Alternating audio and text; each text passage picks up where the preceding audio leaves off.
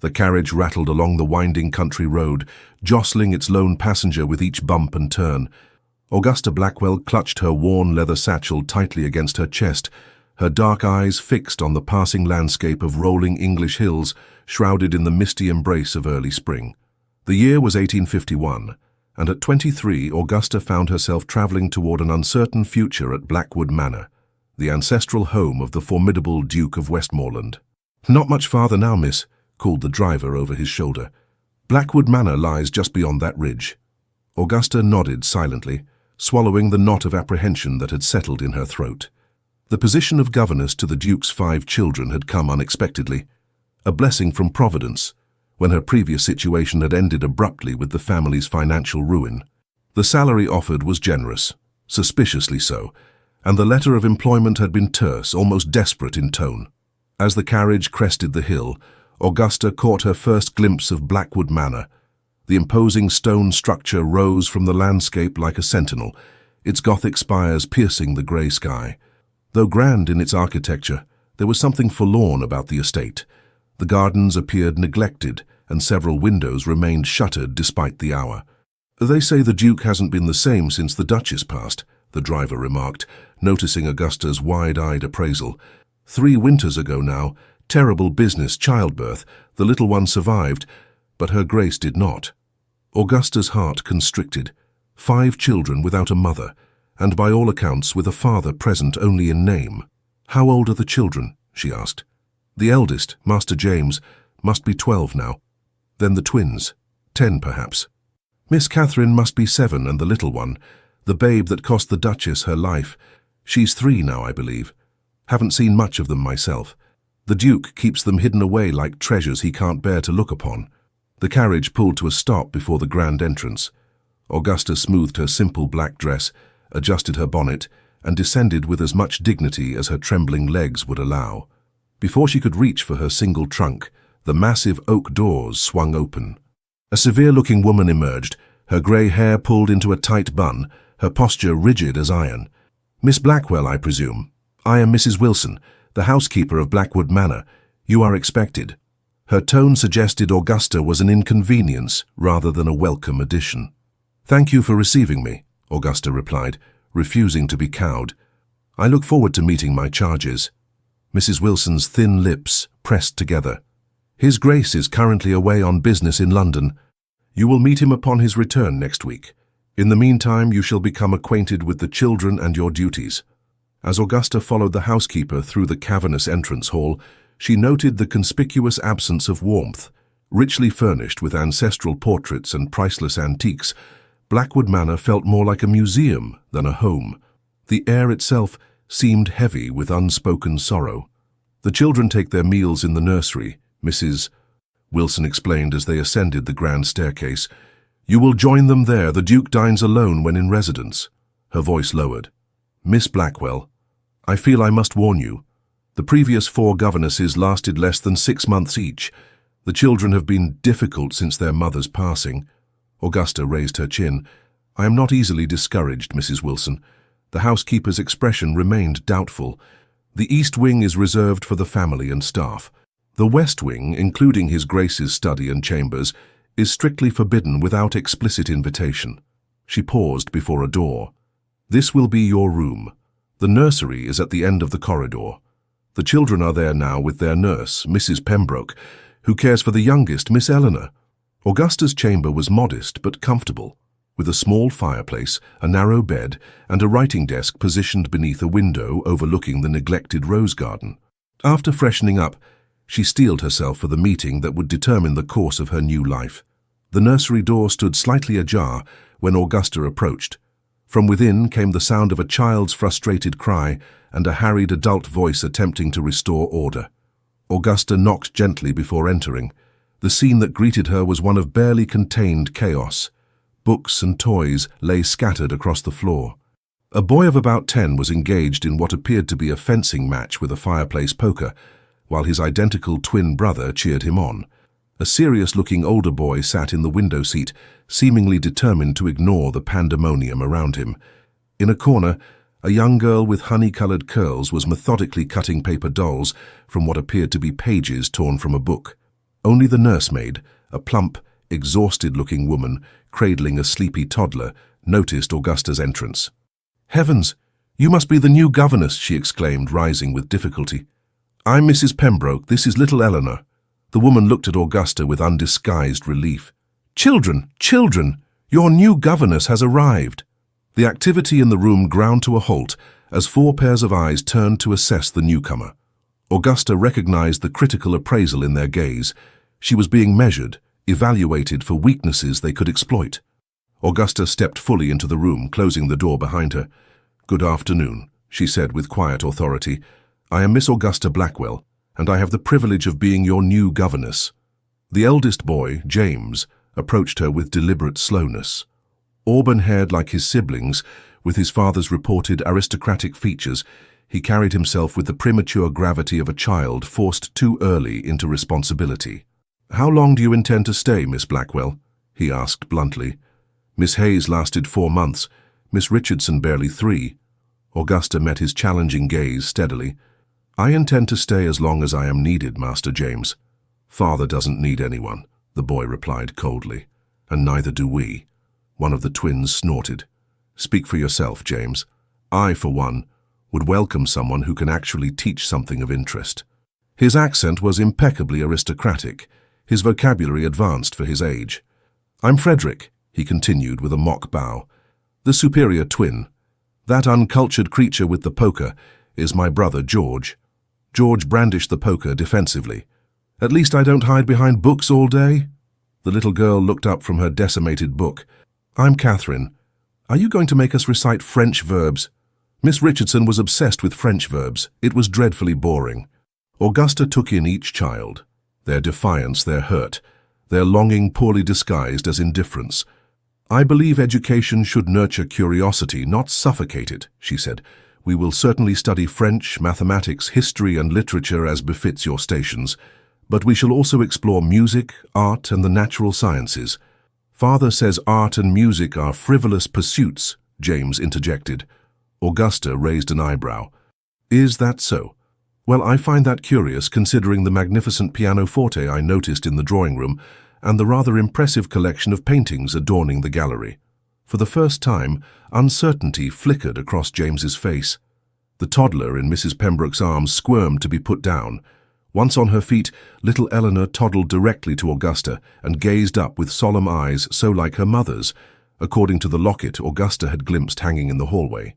"Up," the child requested, raising her arms. The nursery fell silent. According to Mrs. Pembroke's widening eyes, this was unprecedented behavior from the normally shy child.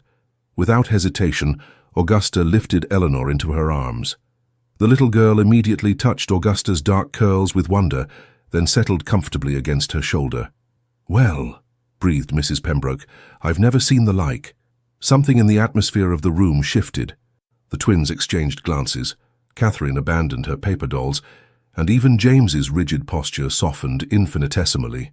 "Lessons will begin tomorrow after breakfast," Augusta announced, still holding Eleanor. "Tonight, perhaps you might acquaint me with your favorite books. I brought several of my own that I think you might enjoy."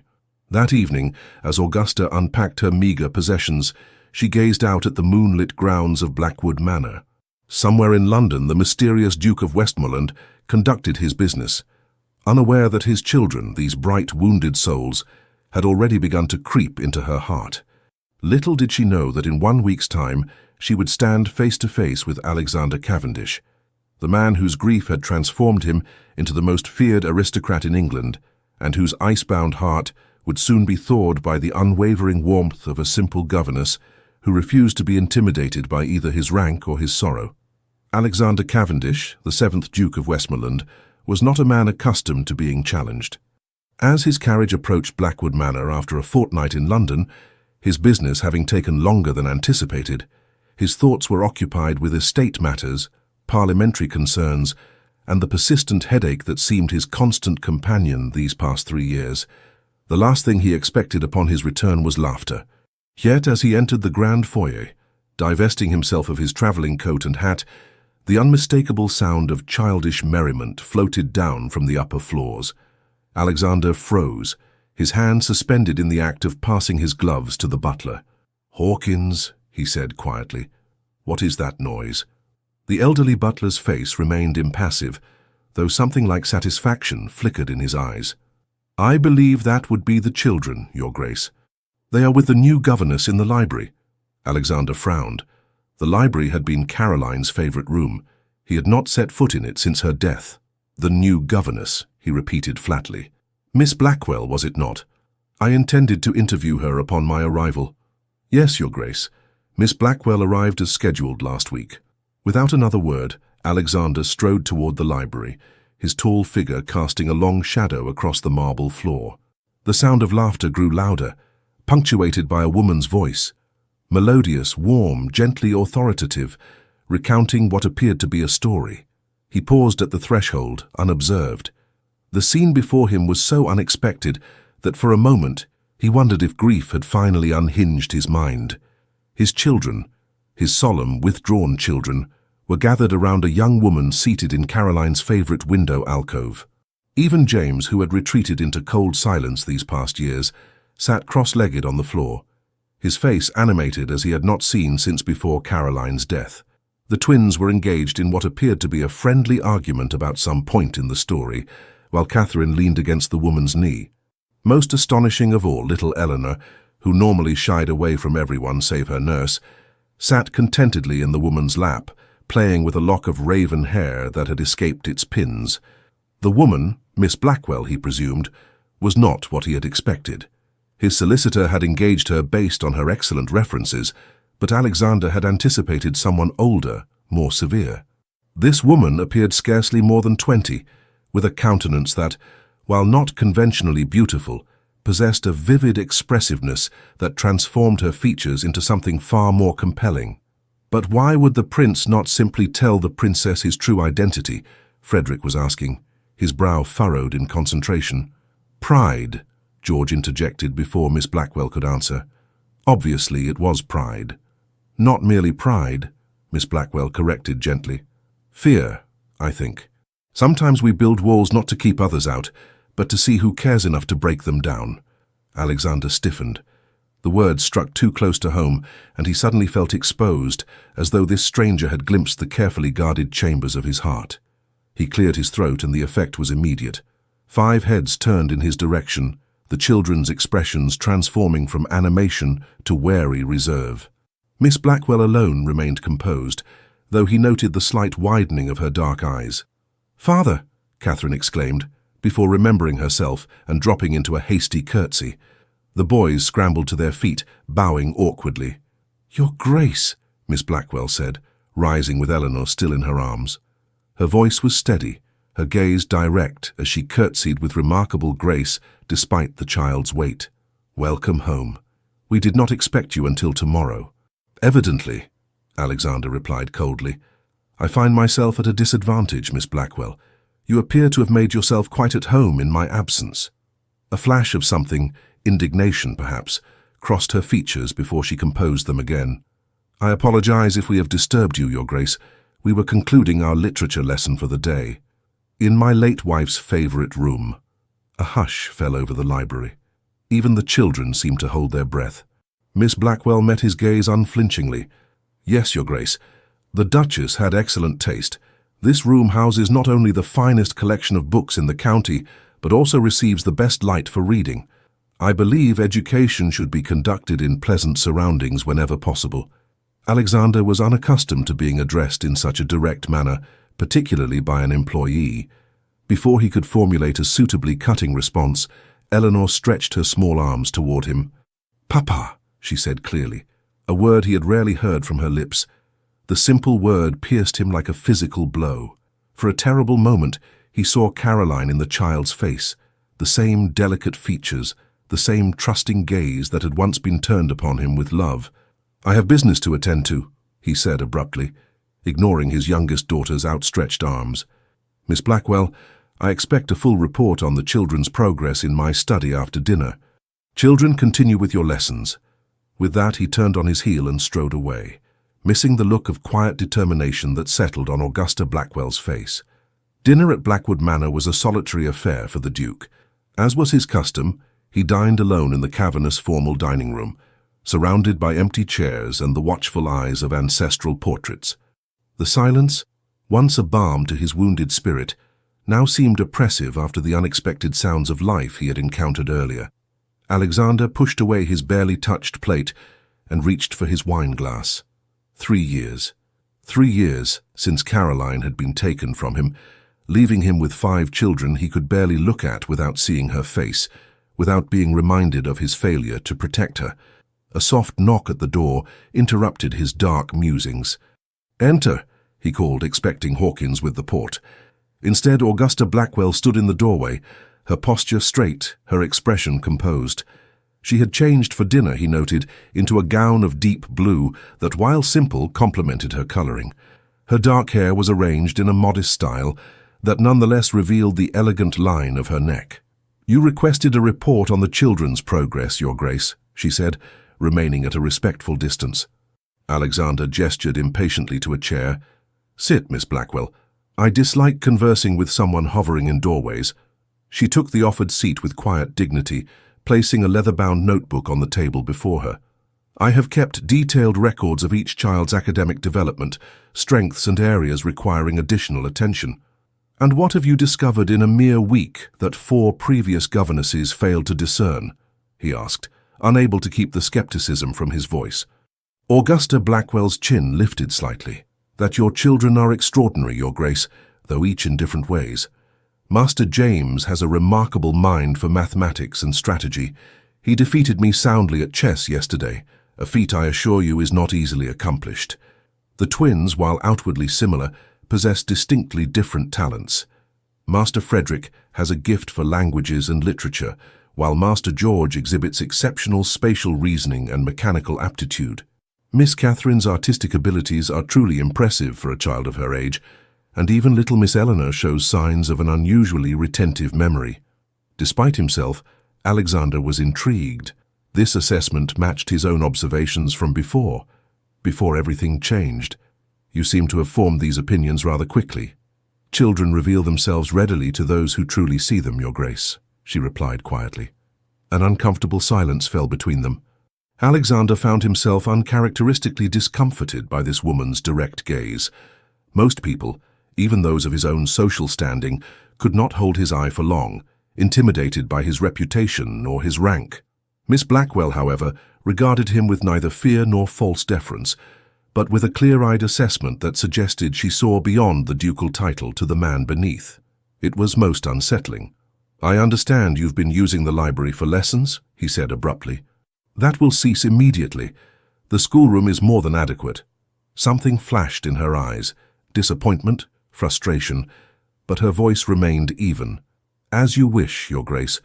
However, I believe the children benefit from the change in environment. Confinement to a single room day after day dulls the mind and spirit. The children's minds and spirits are not your concern, Miss Blackwell. Their education is. With respect, Your Grace, they cannot be separated. A child who withers emotionally cannot flourish intellectually." Alexander's hand tightened around his wine glass. "Are you suggesting my children are withering, Miss Blackwell?" She hesitated, and he could see her weighing her words carefully. "I believe your children are mourning, Your Grace, not only for their mother but for the father who withdrew from them when they needed him most." The words landed like a physical blow. Alexander rose from his chair, anger coursing through him. "You forget yourself, Miss Blackwell. You were hired to instruct my children in academics, not to psychoanalyze their relationship with me." Augusta remained seated, her gaze steady. "I was hired to care for your children's well-being, Your Grace. That extends beyond Latin declensions and mathematical equations. You have been in my household 1 week," he said coldly. "Do not presume to understand matters that began long before your arrival." "I understand grief, Your Grace." Her voice softened, and something in her expression, a shadow of old pain, caught him off guard. "I understand how it can consume us, convince us that by closing ourselves off from love, we might never again experience loss." Alexander turned away, unwilling to let her see how accurately her words had struck home. "That will be all, Miss Blackwell. Your children need you," she said quietly, rising from her seat. "Not the Duke of Westmoreland with his titles and responsibilities, but Alexander Cavendish, their father. I said that will be all." She gathered her notebook, and moved toward the door, but paused on the threshold. The children have prepared a small musical performance for tomorrow afternoon. They have worked very hard this past week. It would mean the world to them if you would attend. Before he could respond, she was gone, leaving Alexander alone with thoughts more turbulent than they had been in years. Later that night, unable to sleep, Alexander found himself wandering the long corridors of Blackwood Manor. His restless steps carried him to the nursery wing, a part of the house he rarely visited, especially at night. Outside the children's rooms, he hesitated, then quietly opened the first door. The twins slept peacefully, George's arm flung dramatically across his pillow. Frederick curled neatly on his side with a book still clutched in his hand. Alexander gently removed the volume and placed it on the nightstand, an action so natural and yet so foreign that it made his chest ache. In Catherine's room, his artistic daughter had fallen asleep amid sketches and colored pencils. The drawing on top showed what appeared to be a family, tall figures and small, standing together beneath a tree. Alexander's throat tightened as he carefully gathered the art supplies and placed them on her desk. James, ever the light sleeper, opened his eyes as the door to his room creaked. "Father," he murmured, sitting up. "Go back to sleep, James," Alexander said softly. "I was just checking on you." The boy looked confused, as if this behavior was so unprecedented he could not process it. "Is something wrong?" "No, nothing is wrong." Alexander hesitated, then awkwardly patted his son's shoulder. "Sleep well." In Eleanor's nursery, he found his youngest daughter sleeping soundly, her small face peaceful in repose. He stood watching her for a long moment, seeing Caroline in every delicate feature. The grief rose like a tide, threatening to pull him under.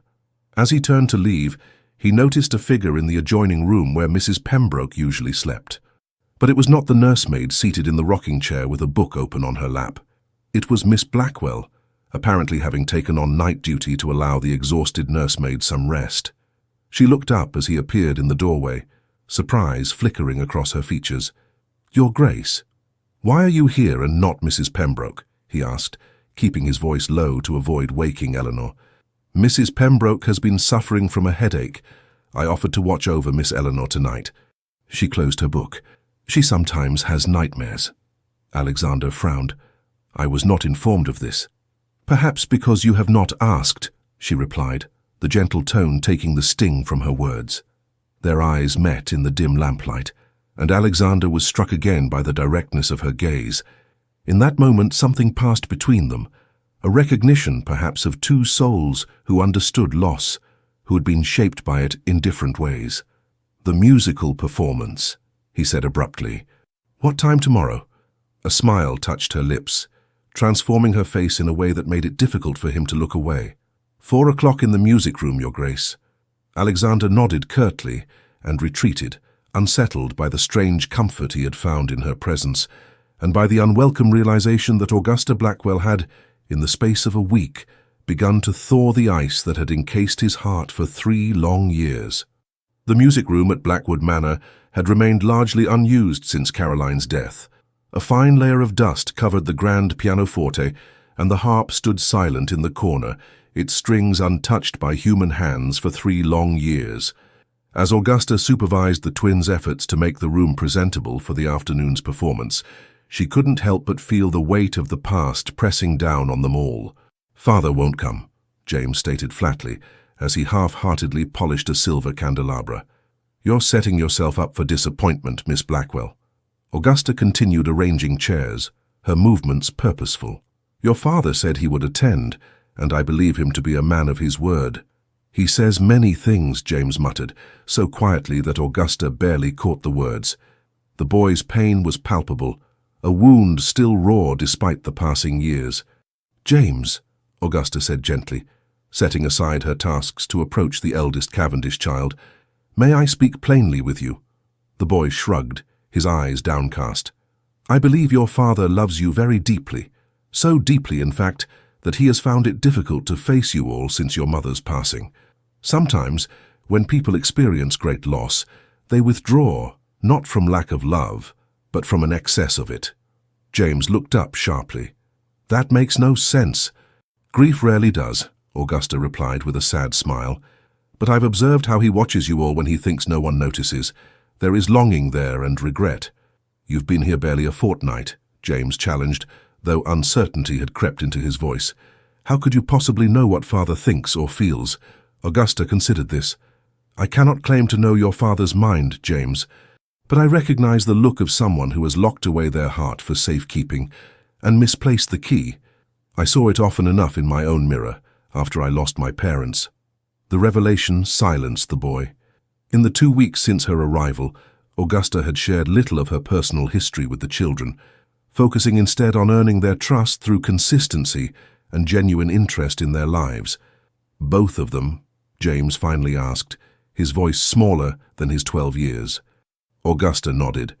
My father first in a carriage accident when I was 7, then my mother to pneumonia when I was 16. My brother and I were separated, he to apprentice with a solicitor, I to become a teacher's assistant at a girls' school. Understanding dawned in James's eyes, not pity which Augusta would have resented, but recognition of a shared experience. Is that why you became a governess?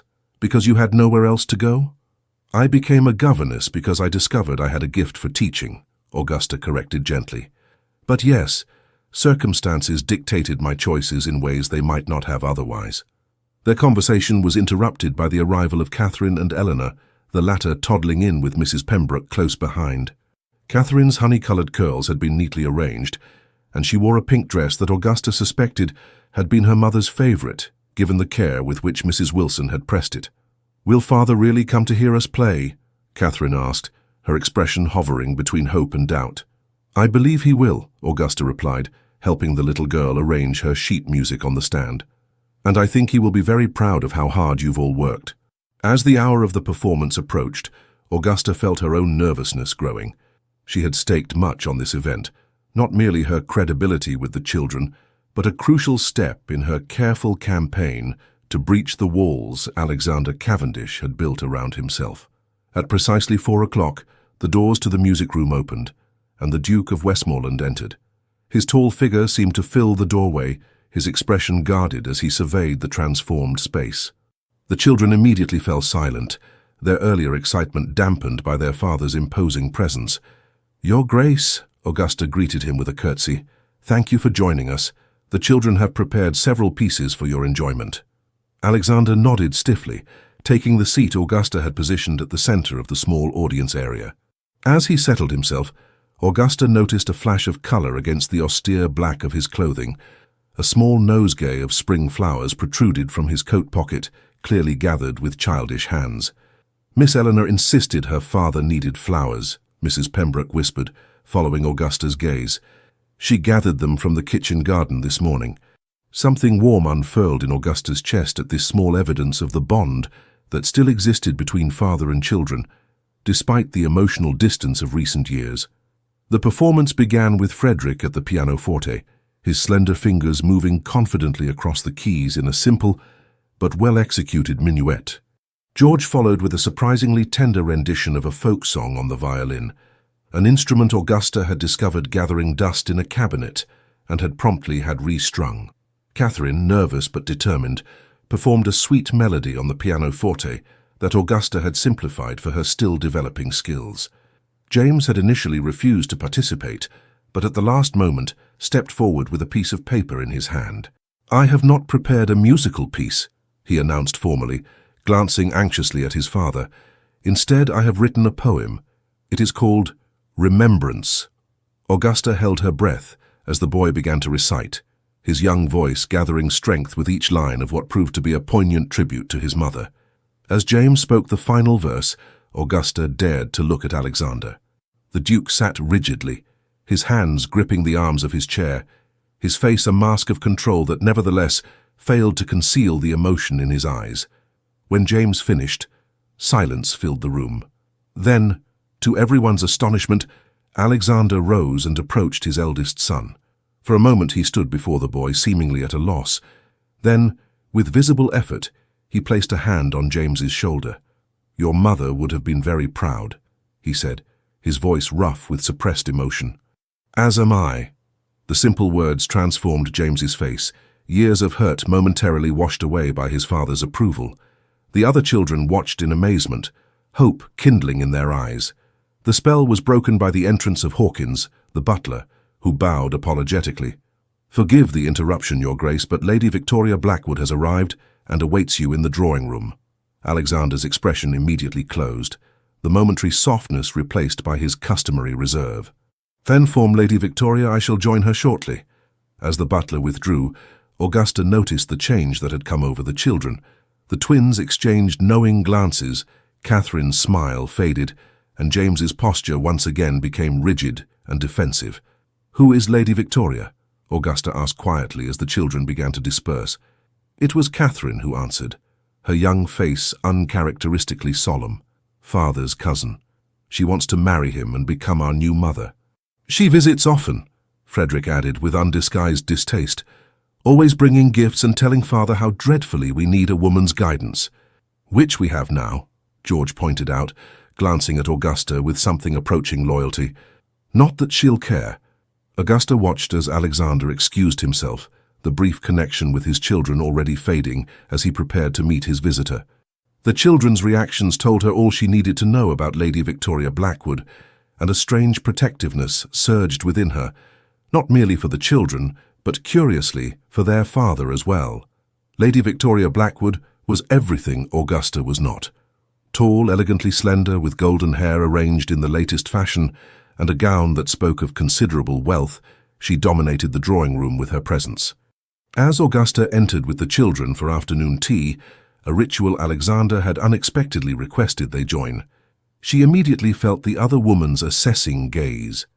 "Ah, this must be the new governess," Lady Victoria remarked, her tone suggesting she found Augusta wanting. "How convenient that you found someone so quickly, Alexander." The Duke, seated stiffly beside his cousin, merely nodded. "Miss Blackwell has proven quite capable." Lady Victoria's smile did not reach her eyes. "I'm sure she has, though I maintain my offer to help you find someone more suitable remains open.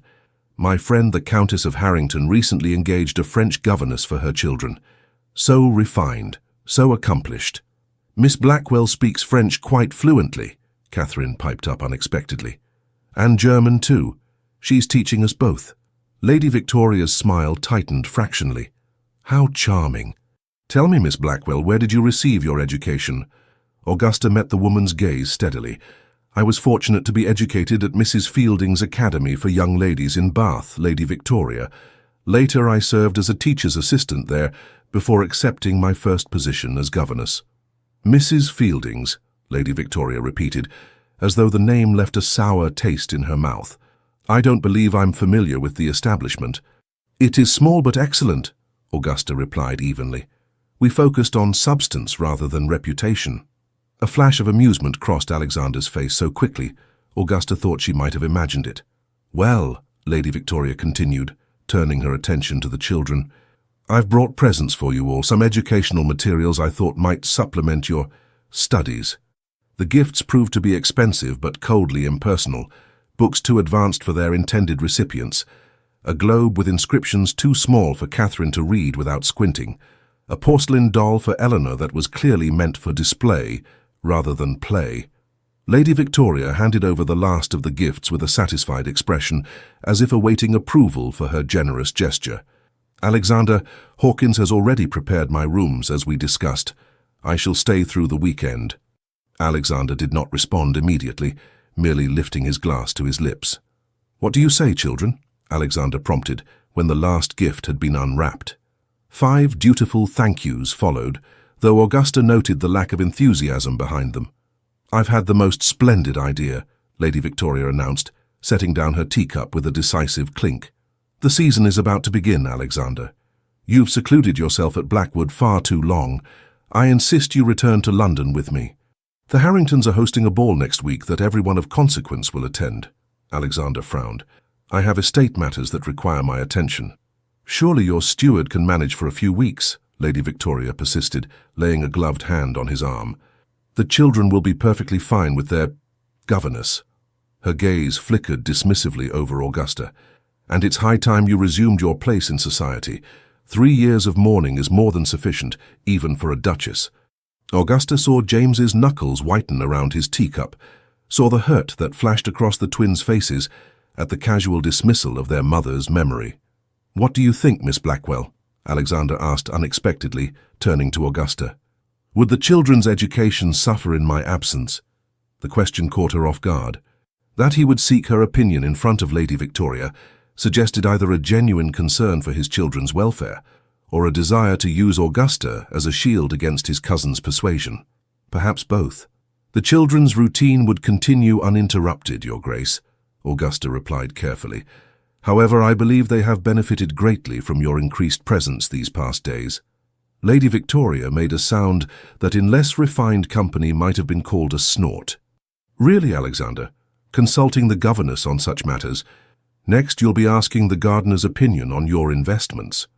"Miss Blackwell spends more time with my children than anyone," Alexander replied, a note of steel entering his voice. "Her observations have proven valuable."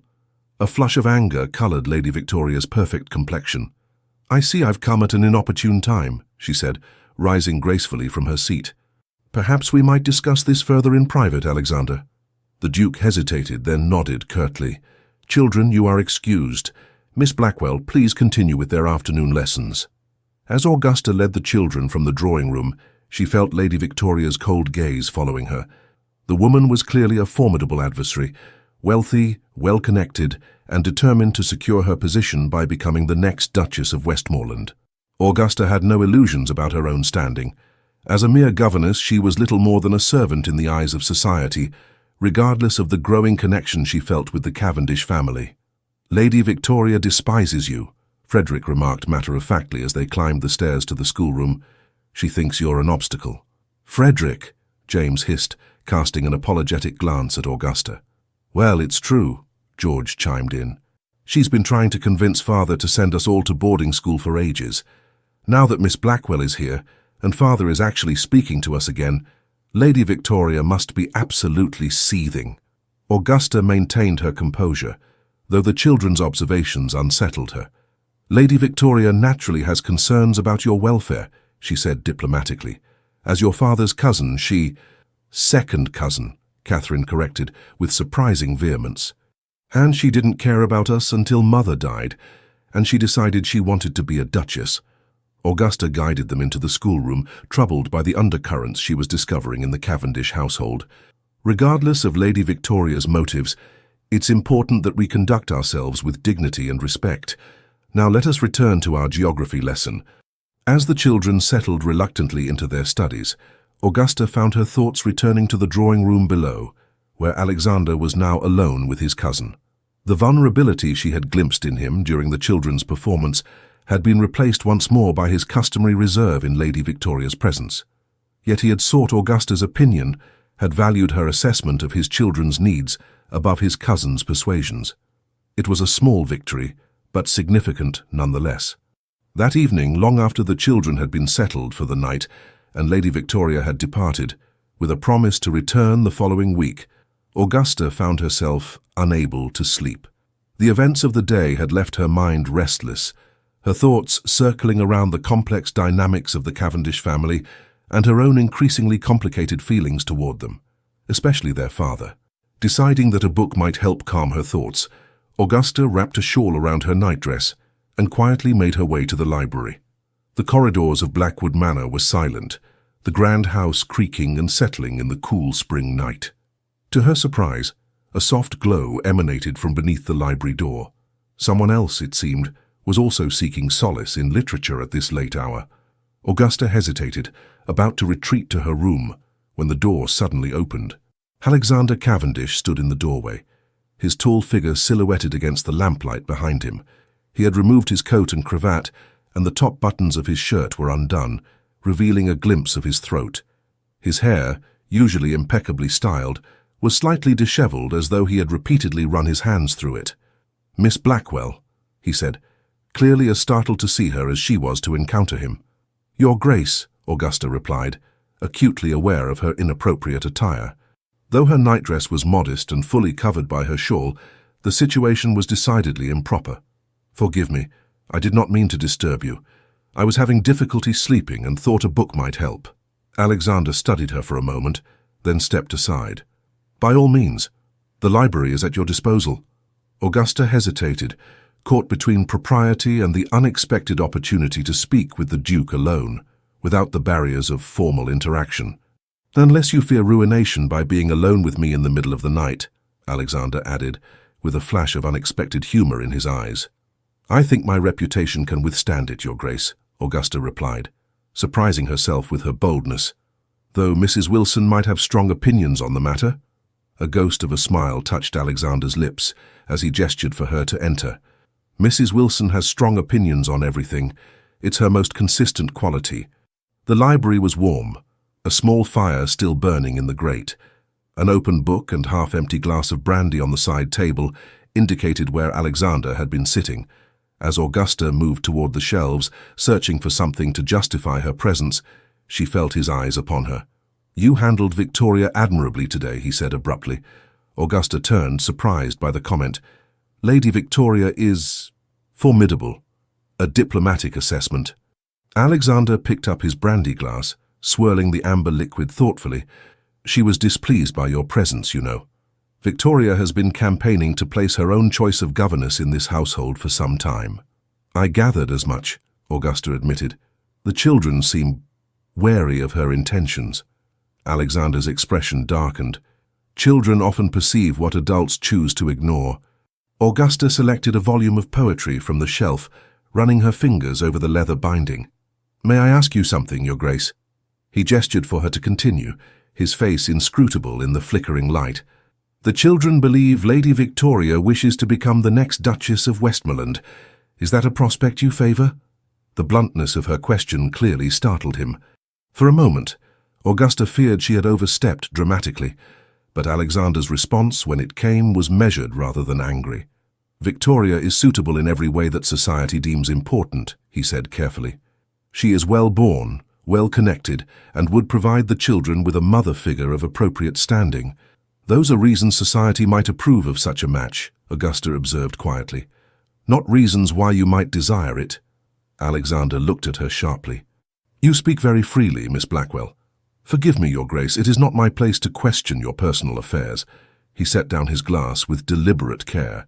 "And yet you just did." After a pause, he added, "No, I do not favour the prospect, despite the apparent suitability. Victoria sees the title, the estates, the position, not the man. Nor, I suspect, does she truly see the children as anything but accessories to the role she covets." The admission hung in the air between them, more revealing than any statement Alexander had made in Augusta's presence. She chose her next words with care. "The children flourished today when you attended their performance. They hunger for your approval, your presence in their lives." A shadow crossed Alexander's face. "I am not the father they deserve."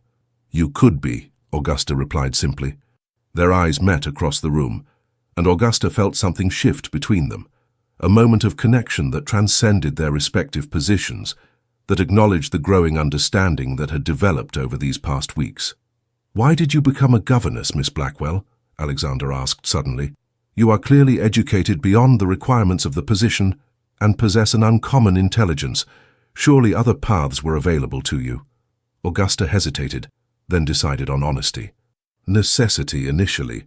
After my parents died, I had few options as a woman without fortune or connection, but I discovered I had a genuine gift for teaching, for helping children find their strengths and overcome their weaknesses." "And what of your own life? Do governesses not dream of homes and families of their own?" The personal nature of the question should have offended her, but Augusta found herself answering truthfully. "Of course. But circumstances have a way of redirecting our dreams. I've made peace with my path." Alexander stepped closer, close enough that Augusta could detect the faint scent of brandy on his breath, the subtle fragrance of his shaving soap. "Have you? Made peace with it?" Her heart quickened traitorously. Most days. Something in his expression softened, and for a breathless moment Augusta thought he might reach for her. Instead, he stepped back, restoring the proper distance between them. "It's late," he said, his voice once again the controlled tone of the Duke rather than the man. "You should return to your room, Miss Blackwell." Augusta clutched her forgotten book to her chest and nodded. "Good night, Your Grace." As she reached the door, his voice stopped her. "Augusta." It was the first time he had used her given name, and the sound of it in his deep voice sent an unexpected shiver through her. "Thank you," he said simply, "for what you've done for my children." She offered him a small smile. "They make it easy to care for them, Your Grace." "Alexander," he corrected quietly, "when we are alone, I would prefer you call me Alexander." The invitation represented a crossing of boundaries that could not be undone. Augusta knew she should decline, should maintain the formal distance that propriety demanded between a duke and his children's governess. Instead, she found herself nodding. "Good night, Alexander," she said softly, and slipped from the library before she could witness his reaction. As Augusta made her way back to her room, her heart pounding with emotions she dared not name, she was unaware of the figure watching from the shadows of the corridor. Lady Victoria's lady's maid, who had remained at Blackwood Manor overnight to prepare her mistress's rooms for her return visit, had observed the entire exchange and would waste no time in reporting it to her employer. The weeks that followed brought subtle but significant changes to Blackwood Manor. The children's lessons expanded beyond the schoolroom to include nature walks on the estate grounds, where Augusta taught them to identify local flora and fauna. The library became a regular gathering place in the evenings, with readings and discussions that increasingly included their father. Even the gardens, long neglected, began to show signs of renewal, as Alexander instructed the groundskeeper to restore Caroline's beloved rose beds. Most remarkable of all was the gradual transformation in Alexander himself. The ice that had encased him for 3 years was thawing, revealing glimpses of the man he had once been, intelligent, thoughtful, possessed of a dry wit that emerged with increasing frequency in Augusta's company. The children flourished under the combined attention of their father and governess. James abandoned his defensive posture and began to assume the responsibilities of his position as heir with genuine interest rather than resentful duty. The twins channeled their energies into complementary pursuits that showcased their individual talents. Catherine's artistic abilities blossomed under Augusta's encouragement, and even little Eleanor began to speak in complete sentences, her natural vivacity emerging from the shell of shyness that had previously contained it. For Augusta, these changes brought both joy and trepidation. Joy at witnessing the healing of this wounded family, trepidation at the realization that her own heart was increasingly entangled with them all, especially their father. The moments alone with Alexander had grown more frequent. Discussions about the children's progress that extended into wider conversations about literature, philosophy, politics, accidental encounters in the library or gardens that no longer seemed entirely accidental, a growing ease between them that defied the boundaries of their respective positions. "You should join us for dinner this evening," Alexander said one afternoon as they watched the children engaged in a spirited game of cricket on the lawn. "Not as the children's governess, but as my guest." Augusta turned to him in surprise. Such an invitation represented a significant departure from the established order of the household. "That would be most irregular, Your Grace. Alexander," she corrected, still unaccustomed to using his given name despite his continued insistence when they were alone. "Perhaps," he acknowledged, his eyes not leaving her face, "but I find I increasingly prefer your company to dining alone." The simple admission sent warmth spreading through Augusta's chest. "The servants will talk." A smile tugged at the corner of his mouth. "The servants already talk, Mrs. Wilson has been giving me disapproving looks for weeks." Augusta couldn't help but laugh softly. "She cornered me yesterday to remind me of the appropriate boundaries between staff and family." "And what did you tell her?" "That I was fully aware of my position and responsibilities." Augusta hesitated, then added quietly, "Though I find those boundaries increasingly difficult to maintain." Alexander's gaze intensified. "As do I." The moment was interrupted by a shout from the cricket pitch as George successfully bowled out Frederick, prompting good-natured argument between the twins. Alexander's attention returned to his children, but not before his hand briefly, perhaps accidentally, brushed against Augusta's, a fleeting touch that nevertheless left her skin tingling. "So you'll join me for dinner?" he asked, as though the brief interlude of honesty had not occurred. Augusta knew she should refuse. Every instinct of self-preservation warned her that to accept would be to acknowledge the shifting nature of their relationship, to take a step from which there might be no retreat. Yet she found herself nodding. "I'd be honored," she said softly. The smile that transformed Alexander's face, genuine, unguarded, almost boyish in its pleasure, made her heart skip traitorously. Little did either of them suspect that this small happiness would soon be threatened by the storm gathering on their horizon as Lady Victoria's planned return to Blackwood Manor approached, this time armed with information that could destroy everything Augusta had helped to build. The evening of Augusta's dinner with Alexander arrived with unexpected complications. A letter had come that afternoon from Lady Victoria announcing her intention to arrive the following day with an esteemed guest she was eager for Alexander to meet. The news had cast a shadow over what should have been a pleasant occasion, though Alexander had insisted the dinner proceed as planned. Augusta had agonized over her appearance, acutely aware of the inadequacies of her wardrobe. The best of her 3 gowns was a deep green silk, several seasons out of fashion, but well made and flattering to her coloring. She had twisted her dark hair into a simple but elegant arrangement, adorned with a single pearl hairpin, a gift from her mother and one of the few pieces of jewelry she possessed. As she made her way to the small family dining room, where Alexander had arranged for them to dine privately, Augusta fought to calm her nerves. This was folly, she knew, a brief pretense at equality that could not last. Tomorrow Lady Victoria would return, and Augusta would resume her proper place in the household hierarchy. Yet she could not bring herself to decline this one evening of what might have been under different circumstances. Alexander was waiting for her, standing before the fireplace with a glass of wine in hand. He turned as she entered, and the appreciation in his gaze as it traveled over her made Augusta's cheeks warm. "You look beautiful," he said simply, crossing to pour her a glass of wine. "Thank you," she replied, accepting the glass with only a slight tremor in her hand. "Though I fear my best hardly compares to what you must be accustomed to in London society." Alexander's expression grew serious.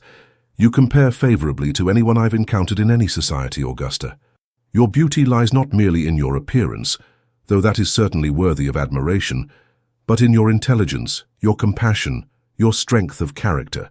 The compliment, delivered with such sincerity, left Augusta momentarily speechless. Before she could formulate a response, Hawkins entered to announce that dinner was served. The meal was simple by ducal standards, but exquisitely prepared. Clear soup, roasted pheasant, spring vegetables from the kitchen gardens, and a delicate lemon tart that Augusta recognized as her favorite from previous meals with the children. The thoughtfulness of the selection was not lost on her. Their conversation flowed easily, ranging from the children's progress to books they had both enjoyed, to Augusta's childhood in Somerset and Alexander's time at Oxford.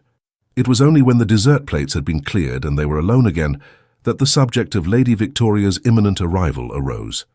"I wonder who this esteemed guest might be," Augusta remarked, sipping the excellent dessert wine Alexander had selected. A shadow crossed his face. "Knowing Victoria, likely some eligible bachelor she hopes will catch your attention and remove you from Blackwood Manor." Augusta raised an eyebrow. "You think she views me as a threat? I think Victoria is perceptive enough to recognize the influence you've had on both the children and myself," Alexander replied, his gaze direct. "An influence she finds inconvenient to her plans." Augusta set down her glass carefully. "And what of your plans, Alexander? Lady Victoria clearly expects you to eventually remarry. The children need a mother. Society expects it. And you are still young. The children have you," he said quietly. The simple statement hung in the air between them, pregnant with implications neither had yet dared to voice aloud. "I am their governess," Augusta reminded him gently, "a position that is by its nature temporary." Alexander's expression grew intent. "Does it need to be?" Augusta's heart began to race. "What are you asking?" He rose from his chair and came to stand beside her, taking her hand in his. "I'm asking if you might consider a more permanent position at Blackwood Manor. Not as governess, but as—" A sudden commotion in the entrance hall interrupted his words. Raised voices, hurried footsteps, the sound of doors opening and closing. Moments later, Hawkins appeared, his usual composure noticeably disturbed. "Forgive the intrusion, Your Grace, but Lady Victoria has arrived unexpectedly with her guest. They are in the drawing room and insist upon seeing you immediately." Alexander frowned. "They were not expected until tomorrow." "Yes, Your Grace." "I informed her ladyship of this, but she was most insistent. Augusta withdrew her hand from Alexander's, reality crashing back upon the fragile moment they had been sharing. "I should return to my room." "No," Alexander's voice was firm. "Whatever Victoria's game is, I would prefer to face it with you beside me." The certainty in his tone gave Augusta courage. She nodded, rising to stand beside him. As they entered the drawing room, Augusta immediately sensed the hostility emanating from Lady Victoria, who stood near the fireplace in a travelling costume that somehow managed to look both practical and fashionable. Beside her was a middle-aged man Augusta did not recognize, elegantly dressed and regarding her with open curiosity. "Alexander," Lady Victoria greeted coldly, her gaze flickering dismissively over Augusta. "I apologize for the late hour, but when Mr. Sinclair informed me of his business with you, I felt it could not wait until morning." Alexander's expression remained neutral, though Augusta sensed his tension. "Lady Victoria, Mr. Sinclair, may I present Miss Augusta Blackwell, governess to my children?" "We are well aware of who Miss Blackwell is," Lady Victoria replied with a thin smile. "Or perhaps I should say, who she claims to be." Augusta felt a chill run down her spine. "I don't understand," Alexander said, his voice dangerously quiet.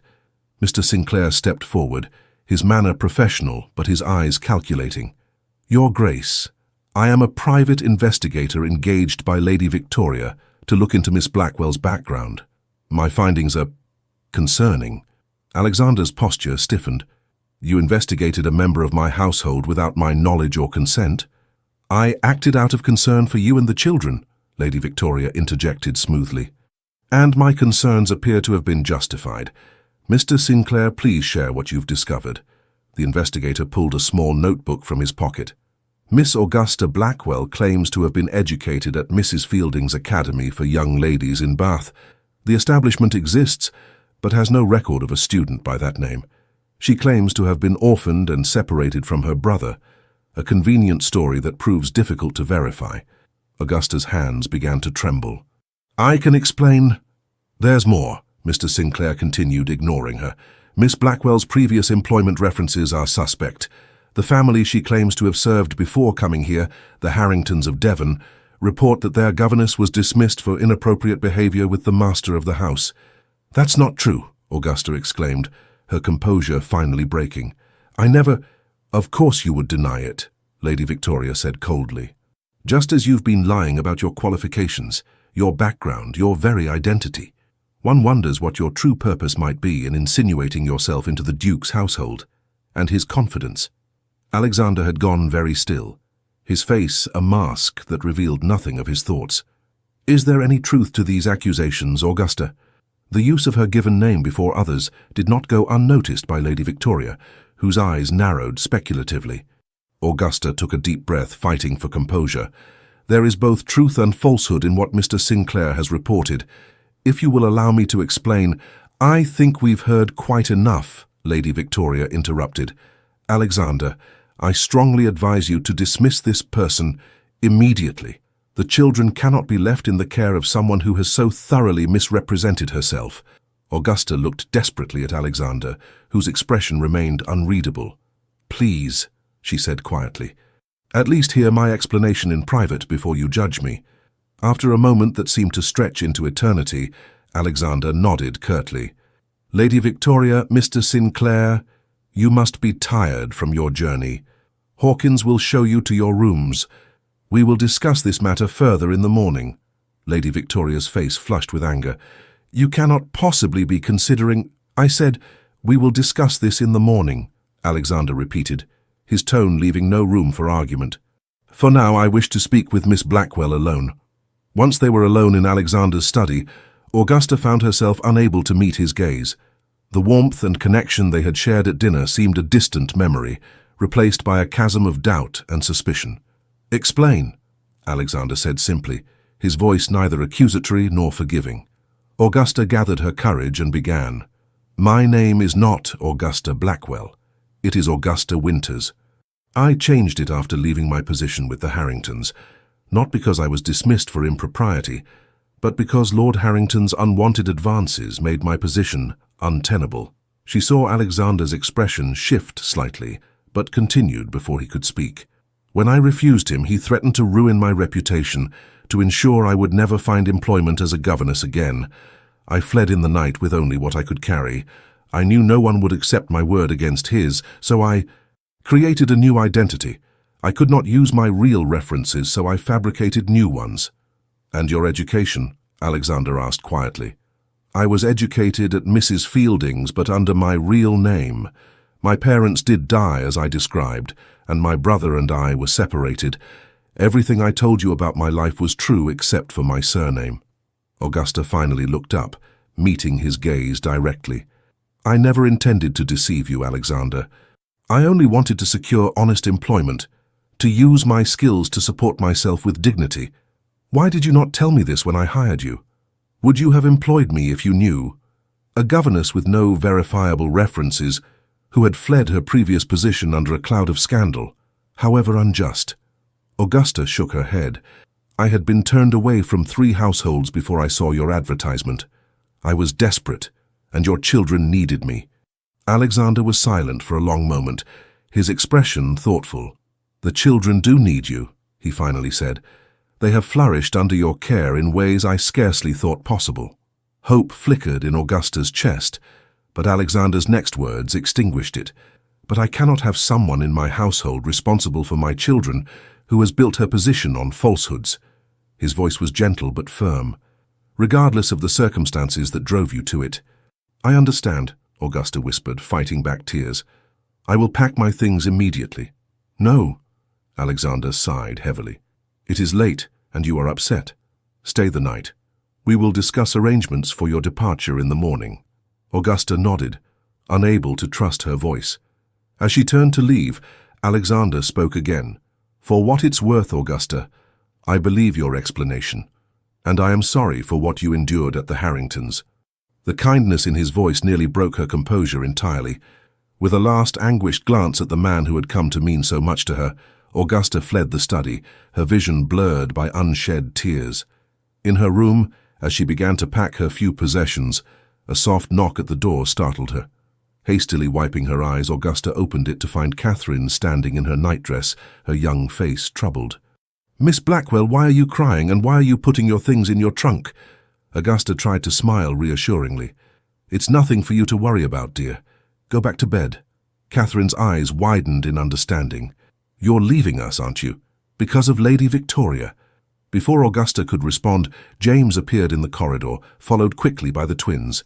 Clearly, the children had been conferring about the unexpected late-night arrival. "What's happening?" James demanded, his voice cracking with emotion. "We heard raised voices downstairs." Augusta hesitated, torn between honesty and protecting the children from adult concerns. "There has been a misunderstanding about my past. Your father and I have discussed it, and we feel it would be best if I seek employment elsewhere." "No!" Catherine cried, flinging her arms around Augusta's waist. "You can't leave. Father is happy again because of you. We're all happy." The twins looked equally distressed, and even James, who tried so hard to maintain his dignity, appeared on the verge of tears. "She's trying to get rid of you so she can marry Father and send us all to boarding school," George said with unexpected insight. "We heard her talking about it with her lady's maid." "You're the only one who's made things better since Mother died," Frederick added quietly. "Father smiles now. He talks to us. He even laughed yesterday when we were playing cricket." Augusta felt her heart breaking anew. "I'm so sorry, children. Truly I am. But your father has made his decision, and we must respect it." "No, we don't," James said suddenly, a spark of his father's determination flaring in his eyes. "Not if it's the wrong decision." Before Augusta could stop him, James turned and ran down the corridor, the other children following close behind. Augusta hurried after them, her heart racing with apprehension. She found them outside Alexander's study, James pounding on the door with surprising force for a 12-year-old. "Father, Father, you have to come out. It's important." The door opened to reveal Alexander, his cravat loosened and a glass of brandy in his hand. He looked from his eldest son to the assembled children, and finally to Augusta, hovering anxiously behind them. "What is the meaning of this?" he asked, though without real anger. "You can't send Miss Blackwell away," Catherine declared, her small face flushed with emotion. "We need her. You need her. Alexander's expression softened as he regarded his youngest daughter. "Catherine, there are matters involved that you don't understand." "We understand that you're making a mistake," James said boldly. "Miss Blackwell has been the best thing to happen to this family since—" His voice faltered. "Since Mother died." The twins nodded vigorously in agreement, and even little Eleanor, who had apparently been awakened by the commotion and carried downstairs by Mrs. Pembroke, reached out her arms to Augusta with a plaintive, "Stay." Alexander looked at his children, really looked at them, and something in his expression shifted. He glanced past them to Augusta, who stood with tears streaming unchecked down her face. "Children," he said finally, his voice gentle but firm, "return to your beds. Miss Blackwell and I have much to discuss, and it is far too late for you to be wandering the corridors." "But Father," James began. "I promise I will consider everything you've said," Alexander interrupted. "Now to bed with all of you. Mrs. Pembroke, please see that they're settled." The nursemaid nodded, gathering Eleanor more securely in her arms and herding the reluctant older children back toward the nursery wing. As they departed, James cast one last, imploring look at his father. When they were alone, Alexander gestured for Augusta to enter his study. She did so with trepidation, unsure what this unexpected development might mean. "It seems my children have staged a rebellion on your behalf," he said, closing the door behind them. Augusta managed a watery smile. "They are remarkably determined when united in a cause." "Like their mother," Alexander said softly, a note of old pain in his voice. Then, more firmly, "And their governess." He crossed to stand before her, close enough that Augusta could see the flecks of gold in his hazel eyes, the fine lines at their corners that had lightened since her arrival at Blackwood Manor. "I have been a fool," Alexander said quietly, "allowing Victoria's machinations and society's expectations to cloud my judgment." Augusta's heart began to race. "What are you saying?" "I'm saying that the children are right. You have been the best thing to happen to this family in 3 years. He took her hands in his touch warm and steady. "You brought light back into our lives, Augusta. You helped me remember how to be a father to my children, how to find joy in their presence rather than only pain at the memory of what was lost." "Alexander," Augusta whispered, hardly daring to hope. "I was about to ask you something at dinner before we were interrupted," he continued, his gaze never leaving hers. "Something that had nothing to do with your position as governess, and everything to do with the woman you are, regardless of your name." With a grace that belied his imposing stature, Alexander knelt before her, still holding her hands in his. "I love you, Augusta Winters, not for your accomplishments or your background or anything but the essence of who you are. I love your kindness, your intelligence, your courage in the face of adversity. I love the way you have healed my family and my heart." Tears spilled freely down Augusta's cheeks now, but they were tears of joy rather than sorrow. "I am asking you to stay at Blackwood Manor, not as governess to my children, but as my wife, as their mother. Will you do me the very great honor of becoming the Duchess of Westmoreland?" For a moment, Augusta could not speak, overwhelmed by emotions too powerful for words. Then, with a radiant smile breaking through her tears, she nodded. "Yes," she managed finally. "Yes, with all my heart." Alexander rose to his feet and drew her into his arms, sealing their betrothal with a kiss that spoke of passion long denied, of promises kept, and new beginnings. When they finally parted, both breathless, he rested his forehead against hers. "Victoria will be apoplectic," he murmured, a hint of mischief in his tone. Augusta laughed softly. "The scandal will be considerable. A duke marrying his children's governess of questionable background. Let them talk," Alexander said firmly. "I lost 3 years of happiness to grief and convention. I will not sacrifice one more day." As if summoned by their thoughts, a sharp knock sounded at the study door. Before Alexander could respond, it opened to reveal Lady Victoria, her face a mask of outrage as she took in the scene before her, the Duke of Westmoreland standing with his arms around the disgraced governess. "Alexander, what is the meaning of this?" she demanded, her voice shrill with disbelief. Alexander did not release Augusta, but turned to face his cousin with newfound resolution. "The meaning, Victoria, is that I have asked Miss Winters to become my wife, and she has done me the honor of accepting." Lady Victoria's face drained of color. "You cannot be serious. She is a nobody, a liar who has manipulated her way into your household and your affections. She is the woman I love, Alexander replied simply, and she will be the Duchess of Westmoreland. I will see you both ruined, Lady Victoria hissed. When society hears of this, they will hear of a duke who found love and happiness after tragedy, Alexander interrupted, his voice hardening. They will hear of a woman of exceptional character who brought healing to a broken family. And should anyone speak ill of my future wife, they will find themselves unwelcome in any home or establishment under my influence, which, as you well know, is considerable. Lady Victoria stood trembling with fury, but even she could not miss the implacable determination in Alexander's stance, the protective way he held Augusta close. You will regret this, she said finally, before turning on her heel and storming from the room. I believe that's my cue to depart as well, came a voice from the doorway. Mr. Sinclair stood there regarding the couple with what appeared to be genuine amusement. Congratulations, Your Grace, Miss Winters. For what it's worth, I told Lady Victoria that her plan was ill-conceived. Love is rarely defeated by such petty machinations. With a respectful nod, the investigator withdrew, closing the door softly behind him. Augusta looked up at Alexander in amazement. Did that just happen? It did, he confirmed with a smile, and there is more to come. Tomorrow we will tell the children. Then we must make arrangements for a wedding. Nothing elaborate, but befitting your future position. And after that? After that? Augusta prompted, her heart full to overflowing. After that, my love, we begin our life together. Not as duke and governess, but as husband and wife, as father and mother to 5 extraordinary children, as partners in whatever joys and challenges the future may hold. As Alexander lowered his lips to hers once more, Augusta knew with absolute certainty that the walls around his heart had crumbled completely, and that the spring had truly returned to Blackwood Manor at last. The gardens of Blackwood Manor blazed with summer colour, roses climbing trellises and honeysuckle scenting the air with its sweet perfume. On the expansive lawn, Alexander Cavendish, Duke of Westmoreland, sat contentedly on a blanket spread beneath an ancient oak tree, watching as his wife of 3 months engaged in an animated game of badminton with the twins.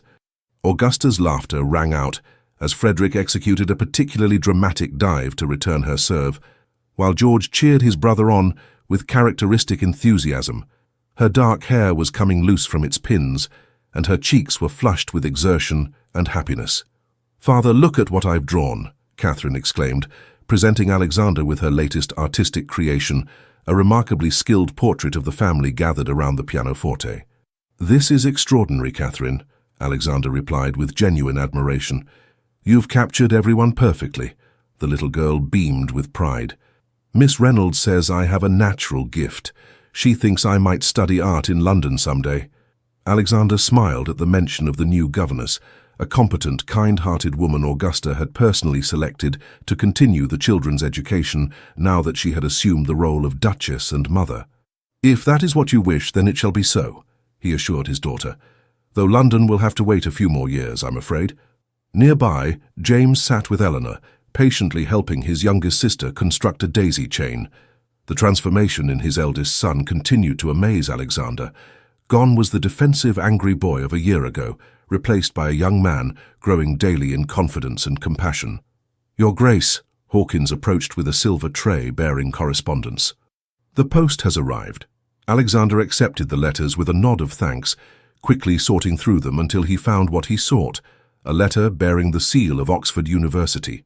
"James," he called, "come see what's arrived." The boy hurried over, his expression curious. When Alexander handed him the letter, his eyes widened. "Is this—" "Open it and see," Alexander encouraged.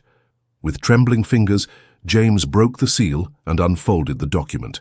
As he read, his face lit with joy. "I've been accepted to visit. They're considering me for early admission to the preparatory program." "Of course they are," Alexander said warmly, clasping his son's shoulder.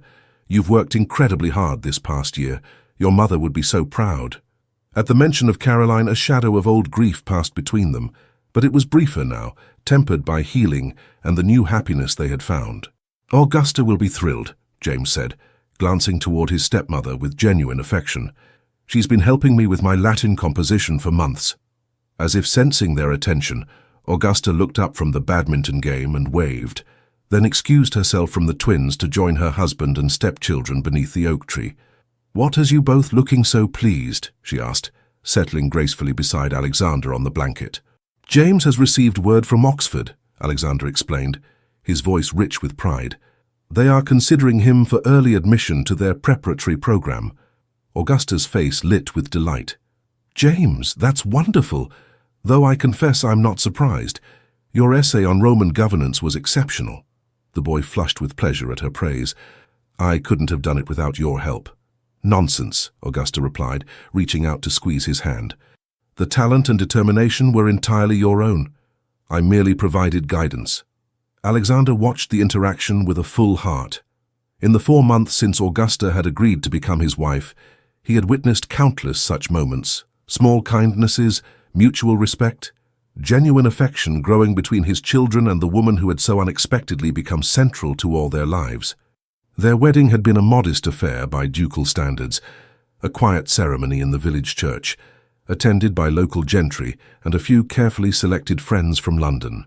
Lady Victoria had been conspicuously absent, though Alexander had received reports that she had departed for an extended tour of the continent shortly after the engagement was announced. Society had indeed buzzed with the scandal of a duke marrying his children's governess, but Alexander had been true to his word. Those who dared speak ill of Augusta quickly found themselves excluded from the most desirable invitations and connections. More importantly, those who actually met the new Duchess of Westmoreland invariably came away charmed by her intelligence, dignity, and genuine warmth. "Papa, flower for you," Eleanor announced, toddling over to present Alexander with a slightly crushed dandelion. "Thank you, my darling," he replied solemnly, accepting the gift as if it were the rarest of treasures. "It's beautiful." Eleanor climbed into his lap without hesitation, a gesture that still sometimes caught Alexander by surprise. For so long, he had held himself apart from his youngest child, unable to face the living reminder of his greatest loss. Now, with Augusta's gentle guidance, he had discovered the joy of knowing this vibrant little person who, while bearing her mother's features, was uniquely herself. "Story time?" Eleanor asked hopefully, looking from Alexander to Augusta. "I believe that can be arranged," Augusta replied with a smile. "Shall we gather everyone?" Soon the entire family was assembled beneath the oak tree, James and Catherine, the twins sprawled on the grass, Eleanor nestled between Alexander and Augusta. As Augusta began to weave a tale of adventure and discovery, Alexander found himself studying her profile, still sometimes amazed that this extraordinary woman had chosen to share her life with him and his children. Their eyes met over Eleanor's head, and the love he saw reflected there filled him with a contentment he had once thought lost forever. Augusta's hand found his on the blanket, their fingers intertwining in a gesture that had become as natural as breathing. Alexander Cavendish, once known throughout England as the Duke with a heart of stone, had rediscovered what it meant to love and be loved. Through the healing power of Augusta's unwavering spirit, the walls around his heart had crumbled, allowing him not only to embrace the present, but to honor the past without being imprisoned by it. As the summer breeze carried the scent of roses through the gardens of Blackwood Manor, Alexander silently thanked whatever twist of fate had brought Augusta Winters to his door that spring day. She had been hired only to care for his children, but in the end, her love had saved them all. The end. Dear listener, you've walked through storms, faced heartaches, loved deeply and lost bravely, and still here you are, strong, standing, radiant in the quiet power that only time can give. This story, with its twists and healing, may have reminded you of parts of your own journey, of second chances, of letting love in again, of the beauty that lives not in perfection, but in perseverance. You are not defined by the years behind you, but by the wisdom you've earned, the laughter you've shared, the lives you've touched. Your age is not a limit, it's a crown, and the lines on your face are simply maps of all the places your heart has traveled. Tonight, let this story settle in your spirit like a lullaby. Let it remind you how remarkable you are, how much strength, grace, and quiet beauty you carry. May you rest knowing you are worthy, you are seen, and you are loved, not in spite of your years, but because of them. Sleep peacefully. You are a light in this world, with deep affection.